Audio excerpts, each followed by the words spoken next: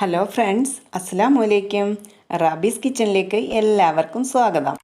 ഇന്ന് നമുക്ക് നമ്മുടെ വീട്ടിലുള്ള ഇൻഗ്രീഡിയൻസ് വെച്ചിട്ട് ഒരു വൈറ്റ് സോസ് പാസ്ത തയ്യാറാക്കാം.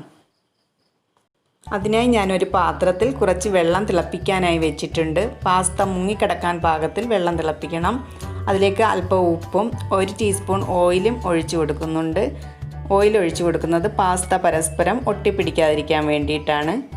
ഇപ്പോൾ വെള്ളം നല്ലതുപോലെ തിളച്ചിട്ടുണ്ട്. നമുക്കതിലേക്ക് 2 കപ്പ് പാസ്ത ചേർത്ത് കൊടുക്കാം. ഇനി ഒരു 10 മിനിറ്റ് സമയം അതൊന്ന് കുക്ക് ചെയ്തെടുക്കാം. പാസ്തയുടെ പാക്കറ്റിന് മുകളിലുണ്ടാവും എത്ര മിനിറ്റ് സമയം കുക്ക് ചെയ്യണമെന്നുള്ളത്. അതനുസരിച്ച് ചെയ്താൽ മതിയാവും. ഇപ്പോൾ ഒരു സ്പൂൺ വെച്ച് കട്ട് ചെയ്യുമ്പോൾ ഈ പാസ്ത മുറിഞ്ഞു പോകുന്നത് കണ്ടില്ലേ? ഇപ്പോൾ പാസ്ത കുക്കായി. ഇനി ഇത് നമുക്കൊന്ന് വെള്ളം വാർന്നെടുക്കാം. ഇനി ഒരു പാൻ അടുപ്പിൽ വെച്ച് അതിലേക്ക് 1 ടേബിൾ സ്പൂൺ ബട്ടർ ചേർത്ത് കൊടുക്കാം. അതിലേക്ക് ചെറുതായി അരിഞ്ഞ 3 അല്ലി വെളുത്തുള്ളി ചേർത്ത് ഒരു ലൈറ്റ് ബ്രൗൺ ആവുന്നത് വരെ വഴറ്റി കൊടുക്കാം.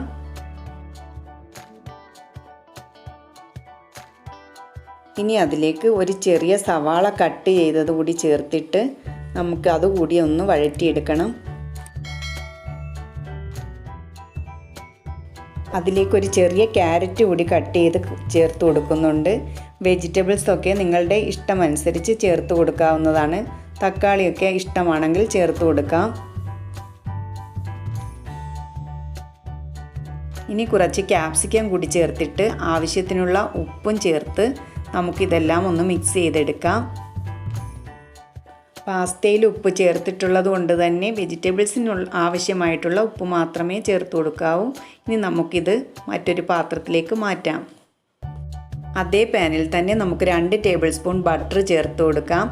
അതിനുശേഷം 2 ടേബിൾ സ്പൂൺ മൈദ കൂടി ചേർത്ത് കൊടുത്തിട്ട് മൈദ കരിയാതെ ലോ ഫ്ലെയിമിലിട്ട് നമുക്ക് അതിൻ്റെ റോ സ്മെല്ല് ഒന്ന് മാറ്റിയെടുക്കണം.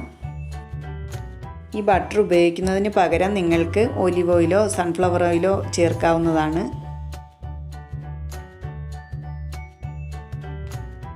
ഇപ്പോൾ മൈദ ഇവിടെ കുക്കായി വന്നിട്ടുണ്ട്. ഇനി അതിലേക്ക് കുറേശ്ശെയായി പാല് ചേർത്ത് കൊടുത്തിട്ട് കട്ടയില്ലാതെ ഇളക്കിക്കൊണ്ടേയിരിക്കണം.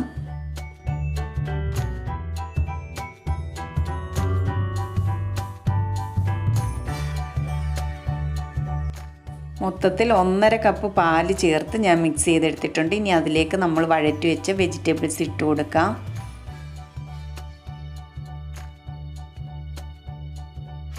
വേവിച്ച് വെച്ചിരുന്ന പാസ്ത കൂടി അതിലേക്ക് ചേർത്ത് കൊടുത്ത് എല്ലാം കൂടി ഒന്ന് മിക്സ് ചെയ്തെടുക്കാം.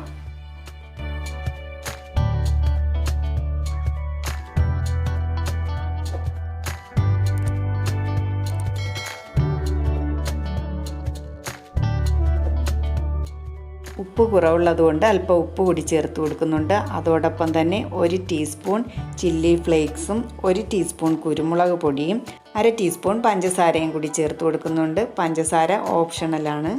ഇതെല്ലാം കൂടി നമുക്ക് നല്ലതുപോലെ ഒന്ന് മിക്സ് ചെയ്തെടുക്കാം. ഇപ്പോൾ നമ്മുടെ ടേസ്റ്റിയും ജ്യൂസിയുമായിട്ടുള്ള വൈറ്റ് സോസ് പാസ്ത ഇവിടെ റെഡി ആയിരിക്കുകയാണ്. എല്ലാവരും ഒന്ന് ട്രൈ ചെയ്ത് നോക്കണേ. എൻ്റെ ചാനൽ ലൈക്ക് ചെയ്യാനും ഷെയർ ചെയ്യാനും സബ്സ്ക്രൈബ് ചെയ്യാനും മറക്കരുതേ. സബ്സ്ക്രൈബ് ചെയ്യുമ്പോൾ അടുത്തുള്ള ആ ബെല്ലൈക്കൺ കൂടി മറക്കാതെ ഒന്ന് പ്രസ് ചെയ്തേക്കണേ. ഇൻഷാ അല്ലാഹ് നമുക്ക് മറ്റൊരു വീഡിയോയുമായി വീണ്ടും കാണാം.